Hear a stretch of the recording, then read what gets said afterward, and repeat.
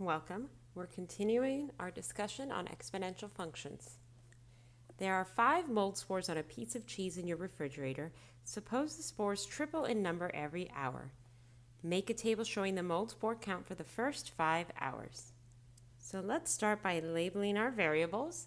So I'm going to label the independent variable number of hours elapsed, and this is x.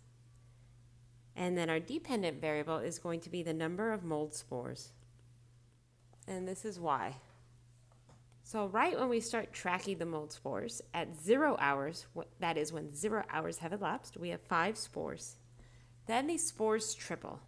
So it's 3 times 5 to get us 15. After 2 hours, they triple again, so we have to do 3 times 15 to get 45. You could also see this as 3 times 3 times 5 equals 45. Next, we're going to triple again. After 3 hours, we have 3 times 45 is equal to 135. And I'm running out of space, so I'm going to use exponents. We could look at this as 3 to the third power times 5. Since we have tripled 1, 2, 3 times, that gives me 3 cubed. Try to fill in the rest of your table, that is for 4 hours and 5 hours. So please pause the video and do your best to fill in the rest of the table.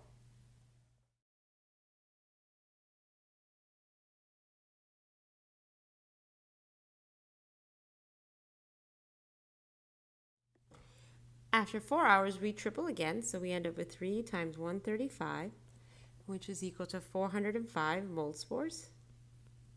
And this is the same as 3 to the 4th times 5.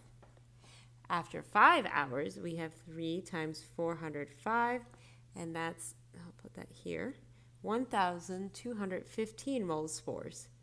Alternatively, we can write this as 3 to the 5th times 5. Part B. What is the equation of the function that models this situation? Well, luckily, I have all of these written down here, so it makes it fairly easy to see that we're doing an equation that's 3 times 5, and we need a power. Which one of these has the power, the 3 or the 5? To answer that question, let's look back here. Actually, let me add a little more here. We can have 3 times 5. I can rewrite this as 3 squared times 5. Hopefully that makes it very obvious. The exponent is on the 3. And remember, the 3 is our rate of growth. So since we're tripling, our rate of growth has to be 3. And this equation is of the form y equals ax to the b power, where a is the growth rate and b is the initial value or the starting point. And from our table, we can see that our starting point, our initial value is here. Part C, let's explain the meaning of the constants in the equation. We kind of already did that for part B. So A equals 3 represents the rate of growth. B equals 3 represents the starting number of spores. Part D, you can visually detect the mold spores when there are 1 million spores. Use a table or graph to estimate how long it takes for you to see the mold. And let's come back to this last sentence. So for now, I want everyone to grab their cell phone or open up another browser window, basically however you open up GeoGebra. Now that you have GeoGebra opened, let's go ahead and type in our equation. We're going to type in y equals 3 to the x power times 5.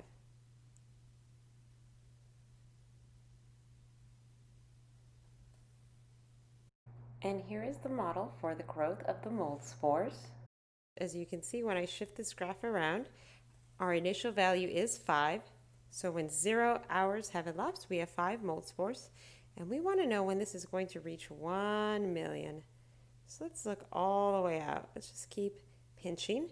And I've instructed on how to do the pinching a while, but in case you don't remember, I'm putting my thumb below the x-axis at, say, negative 400, my index finger's at 1400, and I'm pinching my thumb and my forefinger together over and over. And I'm looking for 1 million, so 1 with 6 zeros behind it. And how many is that here? It's hard to count. 1, 2, 3, 4, 5, almost there. We're at 100,000.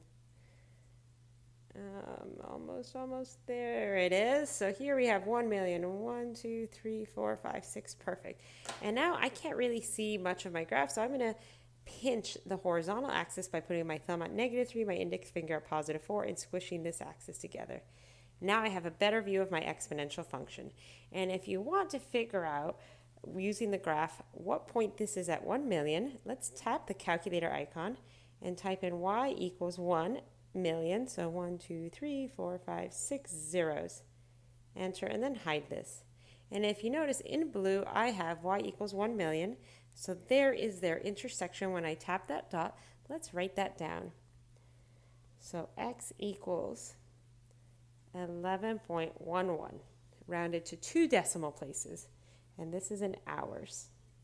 Let's quickly convert 0.11 to hours, since none of us really says, hey, I'll meet you in 0.11 hours. Ha, no one talks like that.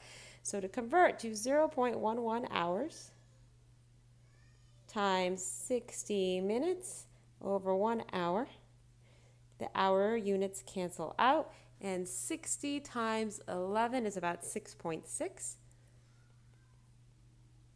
And let's round that to about 7 minutes. And let's write this out, a nice solution here. In about 11 hours and 7 minutes,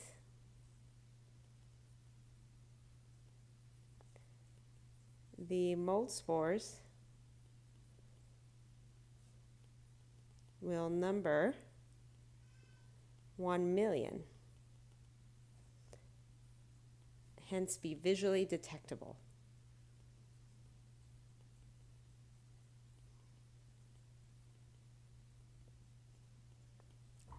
Let's continue to answer this question. Moreover, let's answer, could we have found our estimate without using your calculator? For that, we need a little more space. To find this answer without using our calculator, we need to solve this equation. We need to solve 1 million equals 3 to the x times 5. We solve this by first dividing both sides by 5. And I'm running out of space, so bear with me while I rearrange my screen.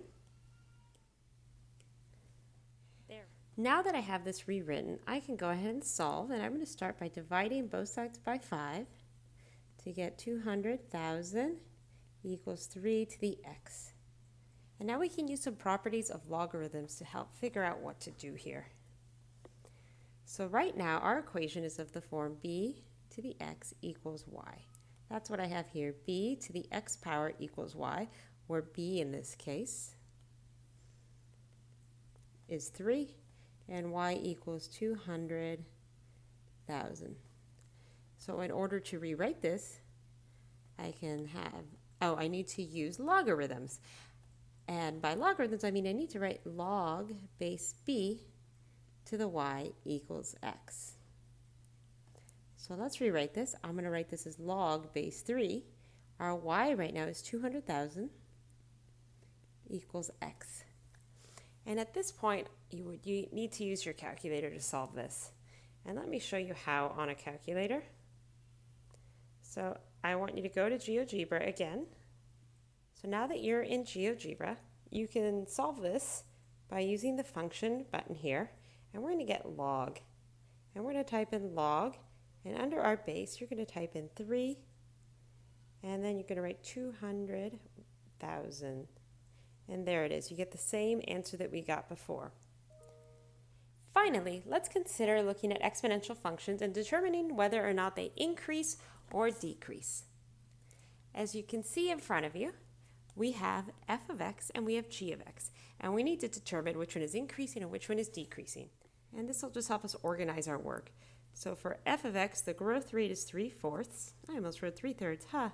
And for g of x, the growth rate is 4/3.